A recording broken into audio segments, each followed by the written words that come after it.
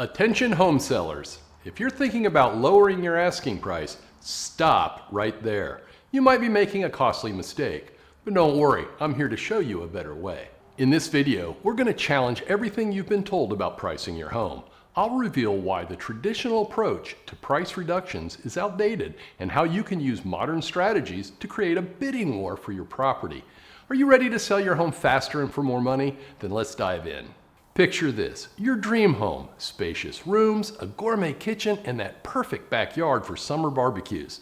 Now, here's the twist. It's not the home you're dreaming of buying, it's the one you're trying to sell. Surprised? You're not alone. When it comes to selling our homes, we often fall into an emotional trap. We see our property through rose-colored glasses, remembering every family dinner, every holiday celebration, and every milestone that happened within those walls. But here's the hard truth. Buyers don't share those memories, and they certainly won't pay extra for them. This emotional attachment can lead to some serious pricing mistakes. I've seen sellers insist on listing prices way above market value because this house is special. They'll point to the custom paint colors, the carefully tended garden, or memories of raising their children there. But guess what? The market doesn't care about any of that. Let me share a real example. I met with a couple who were convinced their home was worth $50,000 more than comparable sales in the area. They refused to budge on price, certain that the right buyer would come along and see the value. They hired an agent who didn't mind disappointing them. 6 months later, after multiple price reductions and missed opportunities, they listed with me.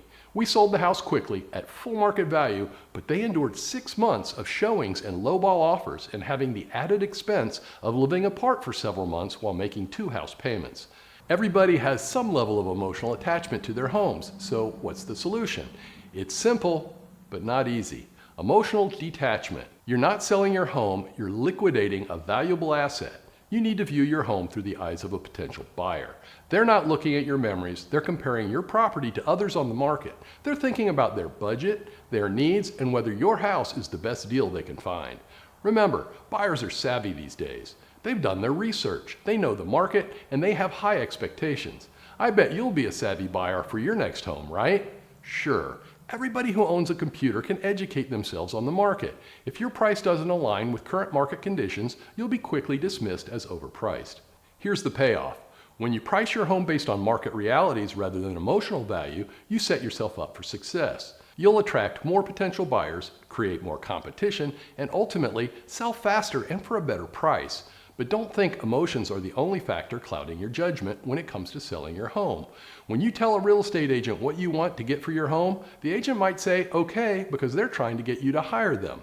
You should interview agents who will demonstrate integrity, telling you what the market is saying, not what you want to hear.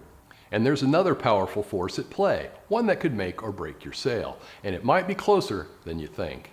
If you're a longtime subscriber, then you know I often discuss home valuation tips because my experience has taught me that most home sellers and buyers do not receive good guidance on pricing. If you're not a subscriber, please click the thumbs up like button and subscribe now so that you get all my new content when it is fresh. If you really want to know what's going on in housing, to see and hear the data explained, to evaluate the facts, and ignore the hype that is so prevalent online, then subscribe now and I'll keep you in the know. You know that feeling when you're being watched? In the world of real estate, that's actually a good thing. There's someone out there who's been keeping tabs on homes in your area, including yours. They're not nosy neighbors, they're your ticket to a fast, profitable sale. But here's the catch. You need to know how to play your cards right.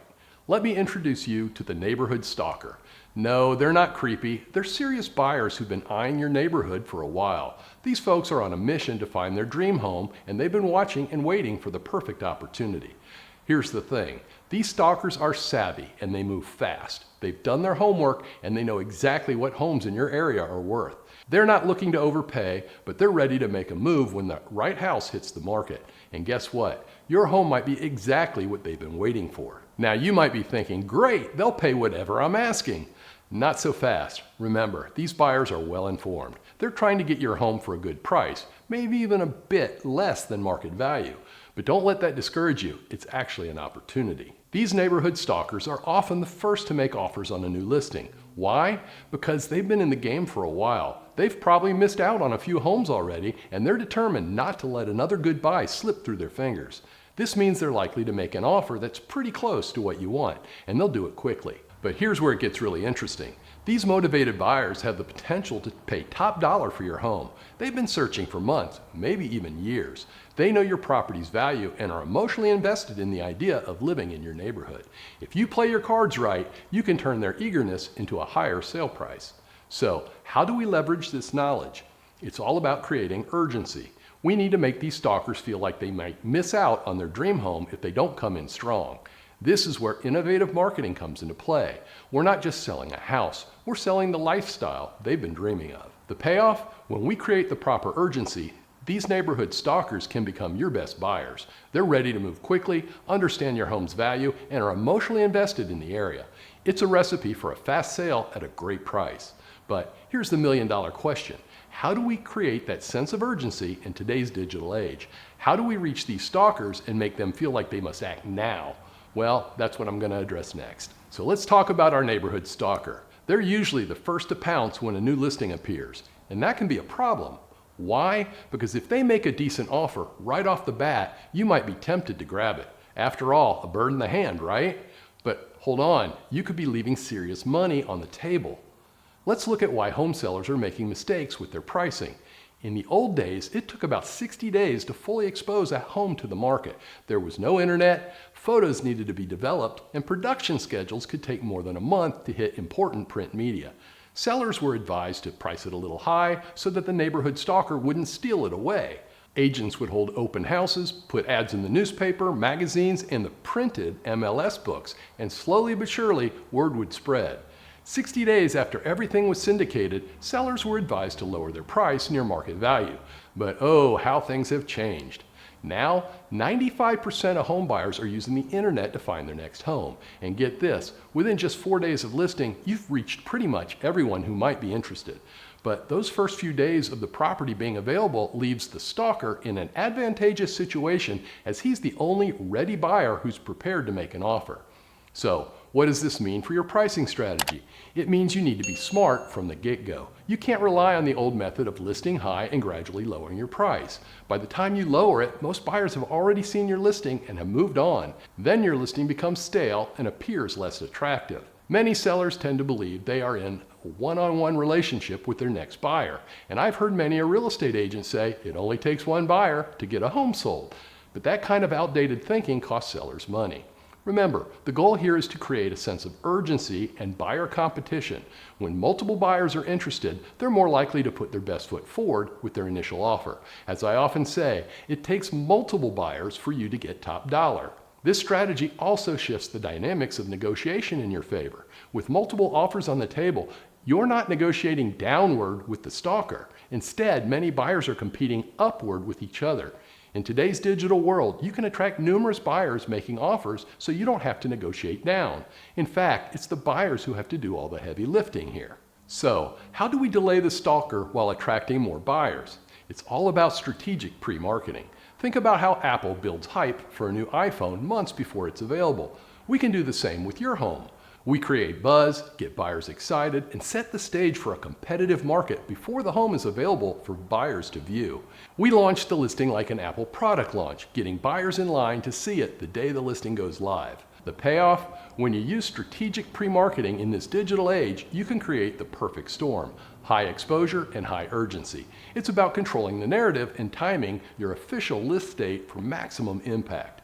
The neighborhood stalker has to wait to see the home during the pre-marketing stage, where we would build interest among all the ready buyers in the market. This takes away the stalker's advantage and raises his fear of missing out again. So, now that we know how to navigate this digital landscape, you're probably wondering, how exactly do we turn all this knowledge into cold, hard cash? Well, buckle up, because I'm about to show you how to create a bidding war that'll have buyers fighting over your home. So there you have it. The power to control your home's sale price was always in your hands. You just needed to know when and how to use it. The best time for a price reduction is before you list the home for sale. A price that reflects 97 to 99% of its market value will attract multiple buyers in your price range. Your house will be the best deal on the block, bringing tons of interest to your grand opening. Buyers will know what it's worth, and you might even fetch an above market value from the stalker who won't want to let another home slip away. By pricing strategically before listing, leveraging digital marketing before your listing is available, and understanding buyer psychology, you can create that coveted bidding war and sell it for top dollar. I encourage you to rethink your approach to selling. Avoid falling into the trap of overpricing and hoping for the best. Instead, be proactive and strategic from the start. And remember, today's fast-paced digital market, timing is everything. As we look to the future of home sales, one thing is clear. Those who adapt to the digital age and understand market dynamics will come out on top. So ask yourself, are you ready to sell your home the smart way? If you want to learn more about maximizing your sale in today's market, check out my video, 6 Tips for Selling a Home in 2025. The future of real estate is here. Are you prepared?